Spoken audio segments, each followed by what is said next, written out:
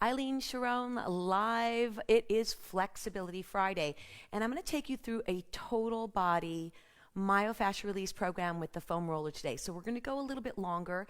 So if you can't catch me all at one time, just please feel free to catch me at another time in the future. It's going to be on your Facebook page forever. So I'm going to start off today because there's a lot of controversy right now about foam roller. How hard, how deep, how often should I go? So hopefully I'll cover some of that information. I'm going to start off with the hamstrings. Now, this is not the most effective hamstring stretch that you can do. It's pretty light with the foam roller. So what you can do to make it a little bit more intense, if you can't use tennis balls, is you can stack your load. So that means you're going to put a lot more weight on your hamstrings by putting two legs on top of each other, and you want to roll slightly to the outside and slightly to the inside. It's really important that you catch the outside and inside of the hamstring. You need to cross-train your flexibility. I've been writing about it for the last few years. Too many people do one form of flexibility and definitely not enough. So the next thing I would do for the hamstrings, because this is pretty effective on the foam roller, is place your glutes on the back side so it's hanging off the back. You're actually sitting right on those attachments, that really tight spot in the hamstring, and you want to lean forward if you can. If you're not flexible, don't worry about it. Just press into the roller and lift your chest forward. If you open up your chest, you're going to find that the tendons at the top of the hamstrings are going to get extended and you'll get in there. And then all you need to do is you need to walk back and forth. This is called kneading, and it's very effective when you're on the foam roller and tennis balls to take the weight off and on the area. I don't believe in killing one specific spot when you're working it. It's something that has to happen over time.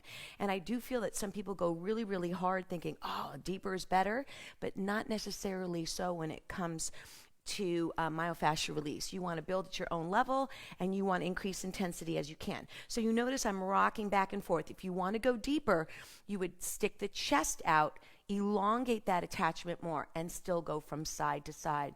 That's really effective. Then I'm going to bring my one leg up for a little glute roll. Start off with your feet center for a few. Always prep the body before you go deeper. And then I'm going to take the leg up that's closest to the roller.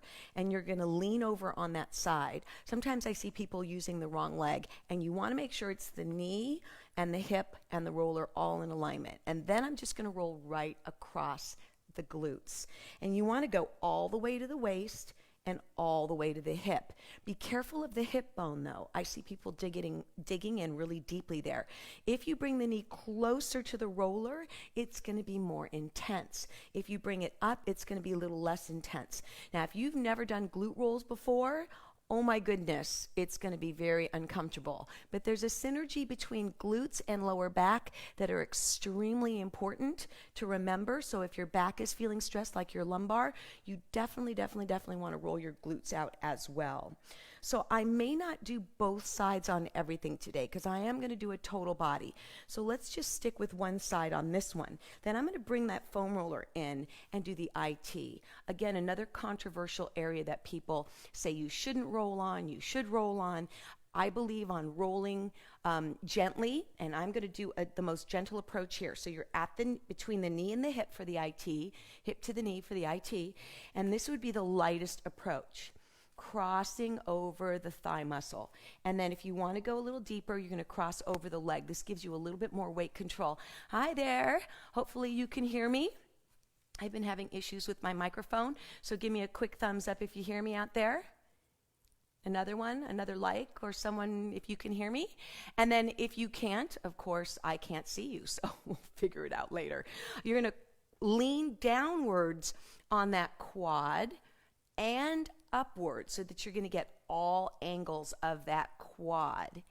Very important. And then the hardest level would be stacking, where you're putting all your weight. But notice I'm still going hip to the knee for the IT, all the way down. And it's really important not to kill one specific spot. So I'm going to progress. I've got my microphone here on my waist, so I'm going to be a little bit careful. Onto the quadriceps. Quadriceps should be done hip flexors, all the way to the tops of the knees. Now be aware that you should roll the entire distance. You shouldn't crank away at one spot. My arms are out. Now some of you have longer legs than I do, so you might need to walk forward a couple and walk back a couple. You want to go all the way up and down and start with a neutral leg. Then what you want to do is change up the legs, because you're going to feel this completely change when you're rolling it up and down the leg. So notice I'm going to turn one toe out, and I'm going to get the inside of one leg and the straight side of the other. You want to do both sides. You also want to pigeon toe, turn way in so that the knees are facing each other. You also want to face all the way out. And notice when I come to my knees, I'm lifting my hips. So you want to go all the way up and all the way out on the adductors, inner thigh side of those quads, and then spread the legs, because that's going to change the way this feels completely. So you usually want to do the one that feels least comfortable. Then I'm going to have you stop just above the knees in that dipping spot. Legs are shoulder width apart. Raise your butt up. Ooh, I think I'm losing my shirt here a little bit. Raise your butt up, because this will give you the leverage for the attachments of the knees. Again, with the synergy in body parts, if your quads are tight and pulling on your knees are going to feel pain. So butt up, legs open. You're going to cross fiber from one IT or one side to the other, keeping equal pressure in your quadriceps, and they're going to feel pretty crunchy and pretty unhappy. But don't worry about it. Don't worry about that crunchiness, because that will start to soften. You're not putting a lot of weight. My feet are on the floor, my butt's in the air, and this is really going to help with quad stress. And you can move up and down the quads in the same manner, side to side, cross fiber compression on the quads. Always finish with a flush, because that's going to be very, very important to relax fluid in, fluid out, and relax those muscles. Again, you're not going to solve all your problems in one shot. So just think at what body parts need the most, and if you can work that area every day a little bit, it's going to be much more beneficial than cranking too hard. Then I'm going to stop right here at the hip flexors. Right at the break of the hip, my knees are on the floor, and I'm going to have one leg up. So whatever leg is up, you're going to push onto that hip. So I'm going to do opposition to show you. Opposition. So one leg up, opposite arm. And I'm going to change it to this side so I can look at you. So here I am, switch my legs. I'm on that hip, and you're going to roll across the hip flexor.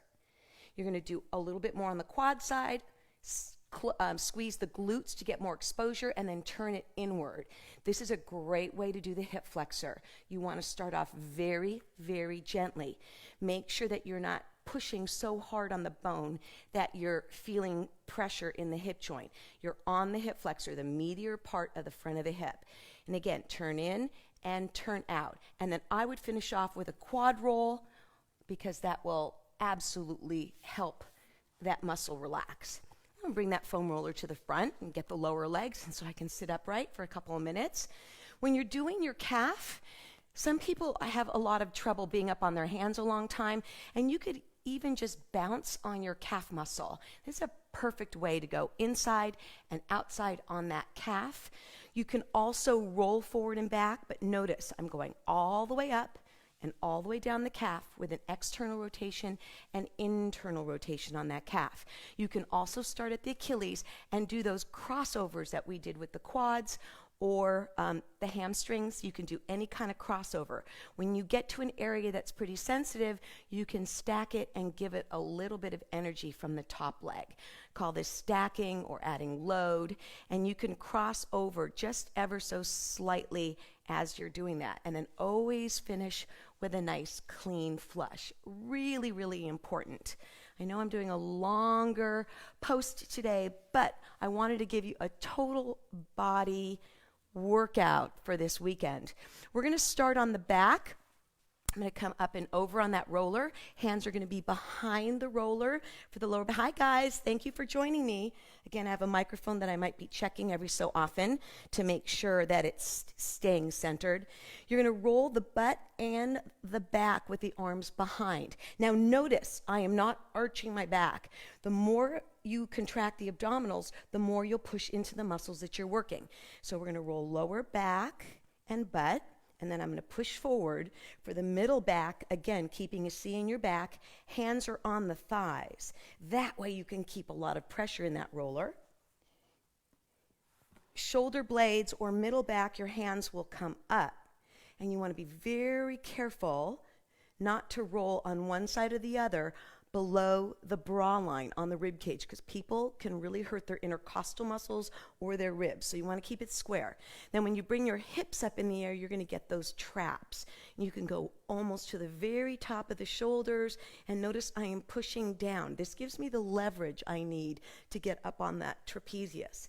Then I'm going to sit down and just go for a nice quick chest stretch. We spend so much time rounding in the day that this feels amazing. I'm going to do a quick chest release with an extension of the arms, and then I'm going to pop over to my armpit and scapula. This is an area that rarely gets stretched, and we have so much tension in the upper neck and back. So you're going to face under on the armpit and then face back on the scapula. You want to do that several times. Remember, I'm only doing one side today, so you absolutely want to do both sides. If you bring the arm up and pull on the shoulder blade a little bit, that's going to feel different than if you were relaxed or down in the arm. So pace yourself accordingly. Then bring your arms in. We need to do arm stretches. That's one area people just don't spend a lot of time doing, and it's not easy actually to stretch those arms. And this is great for the deltoid, the shoulder. So I'm pushing down, my butt isn't off the floor, and I'm just rolling across the shoulder. Then from here, I'm just going to move and push into the forearm by just adding load. People get carpal tunnel, forearm sensitivity, all this tension in the hands from all the texting and working that we do at a desk. So you can roll it that way. You can also roll it with pressure with your hands across the back or in front. Then I'm going to bring my elbow out, and I'm going to roll elbow to armpit for the triceps. Now notice I'm allowing my body to bend sideways. So this is a great side stretch along with everything else. Take it out to the side. If you want to go a little deeper, hi guys, thank you for the likes. You can go all the way out, all the way to the elbow. This is a great way to get the inside and outside of that triceps. If you point your thumb back, you're going to get more shoulder again. So there's another opportunity to get that medial delt or shoulder. And then from here, I'm going to flip my arm over. You definitely want to stay perpendicular. You're going to roll from the shoulder all the way to the break of the arm. You can do the forearm from the back on this side. And notice I'm just allowing that roller to go all the way through, all the way up and all the way down. Then from there, I'm just going to take a quick stretch for the shoulder. This is what I call a push-up stretch. Arms are wide, and you're going to press through the shoulder. You're going to feel a great stretch in the chest. You can take your arm to multiple positions. Find the one that works best for you. And one of the most important ones, because we have so many injuries in the gym right now, front shoulder, anterior delt. You're going to roll across that front shoulder with your palm up. I'll show it from the side. Palm up and then palm down. One of those are going to feel a little more sensitive. So you want to do that one, and you definitely don't want to put a lot of pressure, hi there, on that shoulder, because if you do, we are rolling very close to the shoulder joint, you might injure that. So it's a light approach, a gentle approach over the shoulder, palm up and palm down. And then to finish out my stretches today, I'm going to go long ways and just sit on the end for some relaxation. We're also going to do some back stretches at the end. We're going to use that foam roller, I'm going to get my hair off the back, to focus on shoulder mobility. So my legs are wide, I'm going to reach to my feet, bring the arms up and over without allowing your rib cage to expand, and you're going to open up that chest without letting the back arch at all. Bring the hands to the side, and then we're going to roll gently from one side of the back to the other. The erector spinae muscles. Hi, guys. I definitely can't read what you're writing, but if you write me any questions or comments, I will get back to you once I'm off live. So side to side here is a fantastic way to work the scapula, the muscles on both sides of the spine, and you can support your head if you need to. This is going to feel completely different than rolling up and down the back. And for our final set of stretches today, we're going to use the foam roller to increase mobility in the spine and in the back. I know this isn't quite a pretty position, but legs are wide. Take a deep breath in. The roller is right below the waistline on your sacrum. Knees are up. You're just going to drop your knees to one side. This is going to elevate the hip bone, but because your hips are higher, it's going to change your back stretch as opposed to being flat on the floor, which is awesome. If all of you have been watching me, you know how important it is to change up your position and how much attention I place on multiple perspectives for everything that we do. So knees are over. Then you're going to take one leg up and over gently. This is an extremely deep back stretch. If you're flexible, you can go ahead and put your foot on the ground. If you're not, just go ahead and cup the knee so that your back isn't holding all the tension. You want to go completely limp and relaxed and let that hip go. So once you're stretching, you can open the chest, you can turn away. Then we're going to pull that knee in, grab the thigh, open up the hip flexor of the lower leg. Try not to hug your knee from the top. Pull from underneath because you can elevate and lift. Go for a full stretch, and we're going to do a 360. One of the most important exercises you can do for the lower body, for shoulder mobility, and I do these at least 2 to 3 times a week with pressure, so I actually add resistance. And stretch. This is going to give you mobility in the hips. This is going to give you a much more relaxed lumbar and pelvis. So if you can put this into your regime a couple of times a week, you're going to feel a major difference in your hips. If you're clicking and cracking and catching and it's uncomfortable, you probably need to do this more. My hips are super quiet now, but they weren't when I first started. I'm really going long today. I promised to do a whole body. Tuck your knees in. Couple last stretches right here. So if you have any questions about flexibility, please feel free to write me. I am going to offer something really special today. I have a program called Flexibility Fast. It's over 110 minutes of my best flexibility exercises using the stretching strap, foam roller, tennis balls, and paper plates. Let's go ahead and reach for a stretch and push down. If you'd like to get that, I'm offering a big discount today, and it's going to be for a week. I'm going to give it out for a week. And if not, just keep watching me because I do post quite a bit, but that's a pretty comprehensive flexibility program. Again, still something I think people are not doing enough of. It is pretty incredible. 110 minutes of my best flexibility exercises. And then turn your head. It's a 5-minute exercise tips on how to do flexibility better. And then an assessment form that was really made for instructors because I think the old-fashioned way of just touching your toes and measuring your flexibility in the manner that we did years back isn't enough. So there's a flexibility test as well. So if you have any questions on Flexibility Fast, please go ahead and write me. I'll post that discount code below this video. I hope you learned something about foam rolling and working that body, doing some myofascial release and cross-training with other flexibility moves. Have a great day. Catch me on Monday for Muscle Monday, and I'll see you next time. Bye, everyone.